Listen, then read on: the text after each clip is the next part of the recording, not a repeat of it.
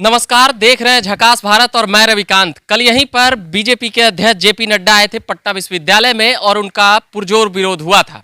कई छात्र संगठनों ने किया था और कई छात्रों ने किए थे। वही एक छात्र हमारे साथ हैं अभी, विश्वजीत। अभी हम इनसे पूछेंगे कि उनका विरोध किस लिए था और क्या कुछ था। वो कई बातें तो आ गई थी। जेपी नड्डा वैसे बता दें कि यहाँ से पढ़े हुए छात्र रहे हैं, हिमाचल प्रदेश के रहने वाले थे। उनके पिताजी यहाँ पर कार्यरत कर्मचारी अधिकारी थे।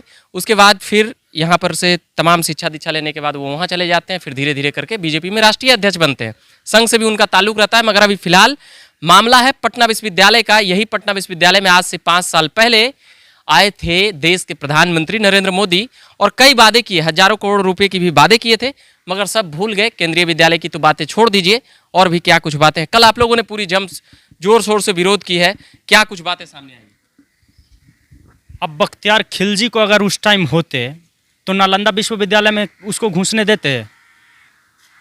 बख्तियार खिलजी को आप ही एक शब्द आप एज ए रिपोर्टर ही बताइए कि क्या आप एक भारत के नागरिक होने के नाते उसको घुसने देते? बख्तियार खिलजी को नालंदा विश्वविद्यालय जो आज खंडहर का रूप लेकर बैठा है, उसको आप बनने देते नालंदा खंडहर? बख्तियार खिलजी एक अलग आती थी, मानते हैं अलग है, लेकिन फ्रेम तो वही है भारतीय जनता पार्टी के लोगों का। आपके कहने का मतलब हुआ कि JP Nadda Bakhtiyar Khilji as a Bakhtiyar Khilji से की तुलना तो उसी फ्रेम पे वर्क हो रहा है। वो डायरेक्टली आके विश्वविद्यालय को जला के चला गया, विदेशी होते हुए। लेकिन जेपी नड्डा जी इसी देश के रहे, इसी विश्वविद्यालय से पढ़े, और उसके बाद इस विश्वविद्यालय को आप खंडहर बनाने पे तुले हुए हैं। तो क्या बख्तियार खिलजी के से तुलना नहीं करें तो किससे तुलना करें इनको? हम बख्तियार खिलजी से तो तुलना करना पड़ेगा ना। क्या आप जिस विश्वविद्यालय में पले बढ़े, पढ़ के आप शिक्षा दीक्षा ग्रहण किए, और उस विश्वविद्यालय को खंडहर बनते जीर्ण शीर्ण अवस्था में आप देख रहे हैं? मांग क्या था आप लोगों का? केंद्रीय विश्वविद्यालय बहुत पुराना मांग है। जब नरेंद्र मोदी जी शताब्दी वर्ष में आए थे, उस टाइम भी तो नीतीश कुमार जी हाथ जोड़ के मांग रहे थे। तो नीतीश कुमार जी पे भी शर्म आता है कि हाथ जोड़ के आप मांग रहे हैं उस सरकार से, जिस सरकार को आप निर्मित किए, बना के आप केंद्र में बैठाए हुए हैं, और उससे आप हाथ जोड़ के मांगे और मांगा हुआ भीख भी आपको नहीं मिला। और फिर किस मुंह से भारतीय जनता पार्टी के लोग, या तो जेपी नड्डा जी किस मुंह से आए थे?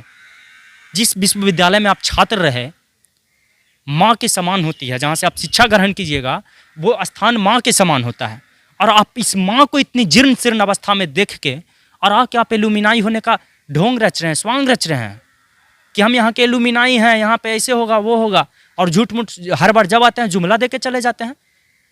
और ये विश्वविद्यालय तो आपको भी पता था, जेपी नड्डा जी को पता था ना, 3 साल पढ़े हैं, फिर LLB यहाँ से किए हैं, तो उनको तो पता था कि ये विश्वविद्यालय इतना आसान नहीं है जितना आसानी से आप घुस रहे थे। आप लोगों ने पहले से रणनीति बनाई थी क्या?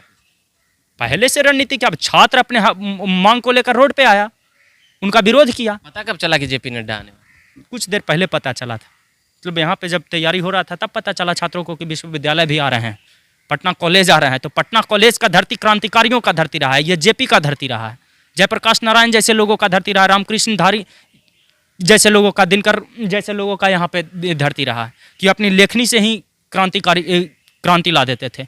जयप्रकाश नारायण संपूर्ण क्रांति लाए, इंदिरा गांधी के सत्ता को उखाड़ फेंके। तो ये धरती मरे लोगों का नहीं है, ये धरती जिंदा लोगों का है, और जिंदा लोग, जिंदा कौम हर बार अपने हक हुकूक की लड़ाई को लड़ता है। क्या लगता है मांगे आप लोगों की बातें जो वहाँ पर किए, उसके बाद जेपी नड्डा जी बात किए या क्या कुछ हुआ? देखिए, इस तरीके के लोगों से उम्मीद नहीं कर सकते हैं। हम पहले बार बोले ना कि बख्तियार खिलजी जैसे लोगों से, उसके तुलनात्मक समकक्ष जो काम कर रहा है, वैसे लोगों से आप क्या उम्मीद रख सकते हैं? लेकिन अपना हक और अधिकार की लड़ाई तो आप लड़ ही सकते हैं, विरोध तो आप कर ही सकते हैं। बस एक विरोध था, लोगों के अंदर गुस्सा था, वो गुस्सा रोड पे दिखा। चाहे आप कोई अध्यक्ष रहिए, भाजपा के अध्यक्ष रहिए, सबसे बड़ी पार्टी के अध्यक्ष रहिए, कुछ भी रहिए, लेकिन यहाँ का लोग क्रांतिकारी होता है, और क्रांतिकारी लोगों के से आपको लड़ना मुश्किल है। जेपी नड्डा जी आए थे बड़ी तैश में, मतलब ताम झाम के साथ आए थे, लेकिन उसी उल्टे पाव इनको दबे पाव भागना पड़ गया। देखिए, केंद्रीय विश्वविद्यालय की मांग तो ठीक है, मगर यहाँ पर फैकल्टी और तमाम चीज़ें, पढ़ाई लिखाई कैसी होती है, प्रोफेसर भी पूरे नहीं हैं, तो इसको कैसे केंद्रीय विश्वविद्यालय का दर्ज, पहले वो मानक तो पूरा करे। जैसे कि एक कैटेगरी बनाया गया आजकल यूनिवर्सिटी का, उसी कैटेगरी में नहीं आ रहा है। कैटेगरी बनाने की 2-3 बातें यहाँ पे मैं आपको बताऊंगा। सबसे पहले तो जो मानक अगर पूरा नहीं कर रहा है वो छात्र का दोष है, मेरा दोष है उसमें। वो मानक कौन पूरा करवाएगा?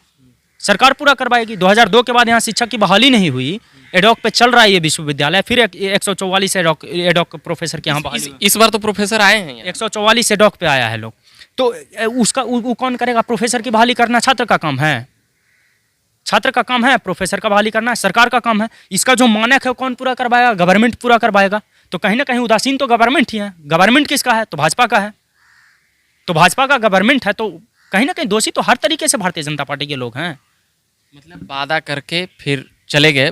यहाँ नरेंद्र मोदी जी भी आए थे, उसके बाद बोले लगा कि पटना विश्वविद्यालय फिर से पुराना दौर से मतलब उस दौर में चला जाएगा जैसे 30-40 साल पहले हुआ करता था, मगर हुआ नहीं।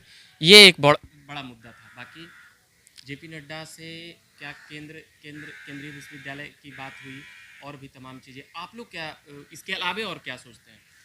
सबसे पहले जैसे जो विश्वविद्यालय एक ऐतिहासिक विश्वविद्यालय रहा है, नरेंद्र मोदी जी जब अंतर्राष्ट्रीय शताब्दी समारोह में आए थे तब बोल के चले गए अंतर्राष्ट्रीय विश्वविद्यालय बनाएंगे इसको हम। जहाँ जाते हैं वहाँ पे यहाँ का प्रोडक्ट हमको मिलता है IAS IPS के रूप में, और जहाँ से वहाँ का प्रोडक्ट मिलता है, इसलिए ना आप इसको मरहूम परिस्थितियों में रखना चाह रहे हैं कि जो जहाँ से लोग पढ़ के अपनी आवाज़ को बुलंद करता है, आपके खिलाफ बोलेगा, सत्ता के खिलाफ। अगर यहाँ से सबसे पहले अगर कांग्रेस के सत्ता को किसी ने उखाड़ा तो पटना विश्वविद्यालय उखाड़ा। तो कहीं ना कहीं डर तो आपके अंदर है, तो आप यहाँ को खंडहर बनाने की कोशिश कर रहे हैं। नालंदा खंडहर के बाद पटना खंडहर बनाने की कोशिश कर रहे हैं, क्योंकि हेरिटेज तो नालंदा विश्वविद्यालय का काफ़ी गौरवशाली रहा। पटना विश्वविद्यालय का लगभग हेरिटेज बहुत शानदार रहा। IAS IPS यहाँ से अनगिनत निकला। जेपी नड्डा जी खुद राष्ट्रीय अध्यक्ष हैं, पटना विश्वविद्यालय का प्रोडक्ट है। बाकी पीछे का तो कितना जोड़ते रहे हैं, हर बार कितना बोल रहे हैं। यहाँ का इतिहास काफ़ी गौरवान्वित करने वाला रहा है, तो वहाँ का इतिहास काफ़ी गौरवान्वित करने वाला था, तो वहाँ को बख्तियार खिलजी डिक्लाइन कर दिया और यहाँ को भारतीय जनता पार्टी के लोग डिक्लाइन कर रहे हैं। तो कैसे हम बख्तियार खिलजी से अगर तुलना कर रहे हैं तो किसी को कुछ लगेगा बुरा? आप तुलना करिएगा, मगर सबसे महत्वपूर्ण बातें हैं कि इस विश्वविद्यालय में कई वास्तविक बात जो विश्वजीत ने बताई कि यहाँ पर गौरवान्वित करने वाला विषय है। बाकी और भी कई बातें हैं जो जेपी नड्डा यहाँ पर जब मिलने आए थे, उनका पुराना विश्वविद्यालय था, मगर कई चीज़ें जो मोदी जी कह कर गए वो लगभग कह सकते हैं कि 5 साल बाद भी क्या चीज जुमला रह गया। कह के मोदी जी पर क्या कहना चाहेंगे? मोदी जी अरे झूठा आदमी पे क्या बोले अब तो बोलने पे। प्रधानमंत्री ऐसे झूठा है। 2 करोड़ का वादा तो हम नहीं किए थे, 15 लाख का वादा तो हम नहीं किए थे। झूठा नहीं कहें तो और क्या कहें उनको? हम झूठा ही है ना। यहाँ छात्र पॉलिटिक्स जैसे NSUI ये सब, आप भी किसी चीज़ से जुड़े हुए हैं? NSUI से हम नहीं जुड़े हुए हैं। हम आप एज ए स्टूडेंट ही समझिए ना, हम अपने हक और अधिकार के लिए। क्या चीज़ का पढ़ाई कर? हम अभी ग्रेजुएशन यहाँ से फाइनल किए हैं, उसके बाद PG में जाएंगे। अभी किस सब्जेक्ट में किया? सोशियोलॉजी से। हम रहने वाले कहाँ? हम मेरा प्रॉपर नालंदा से हम हैं, इसीलिए नालंदा कर रहे थे। नालंदा को अगर हम उस अवस्था में देखते हैं तो काहे नहीं हमको दर्द होगा? जो कभी हेरिटेज रहा है मेरा, जहाँ से पढ़ के लोग देश विदेश में जाता था, सबसे पुराना विश्वविद्यालय है, तो वहाँ पर दर्द तो होता है। अच्छा, और भी पटना बिहार में कई विश्वविद्यालयों का जो हाल है, जैसे मगध यूनिवर्सिटी और भी कई चीज़ों का सेशन उसन, तो इन सब चीज़ों को लेकर भी अभ्यर्थी आवाज़ उठाते हैं, मगर छात्र आवाज़ उठाते हैं। गया मगध विश्वविद्यालय भी हम कुछ दिन पहले गए हुए थे। ये सेशन लेट का जो मामला है 21 विगत अभी लगता है 24 दिन हो गया है वहाँ पे, मतलब धरना पे 24 दिन से बैठा हुआ है, लेकिन तंत्र इतना डैमेज है कि अभी तक उसका कोई सुधि लेने नहीं गया। हम भी वहाँ 2 दिन गए थे। तो सर कहीं ना कहीं ये फेलियोरनेस किसी और का नहीं है, गवर्नमेंट का फेलियोरनेस है। आप एक कुलपति को 4 विश्वविद्यालय का प्रभार देकर छोड़ दिए हैं, और वो कुलपति जिसको 4 विश्वविद्यालय का प्रभार है और वो जाके यूपी में अपना बेटा को चुनाव लड़वा रहा है। भ्रष्टाचार का यहाँ पर कई कुलपतियों पे कह सकते हैं कि अड्डा बना दिया गया। उसके बाद मैं पटना विश्वविद्यालय को लेकर बात करने आया था। आप बोलते काफ़ी अच्छा है, लगता है नेतागिरी सब में कुछ आने होने का फ्यूचर में। देखिए हम कुछ नहीं तय करते हैं, बोल अच्छा रहे इसीलिए नेता होता है। तो महत्वाकांक्षा हर किसी में होता है, मेरे अंदर भी महत्वाकांक्षा है। क्या सब्जेक्ट में कुछ भी बताए थे? समाजशास्त्र है मेरा। अब की फिर PG समाजशास्त्र? हाँ, PG समाजशास्त्र से करना।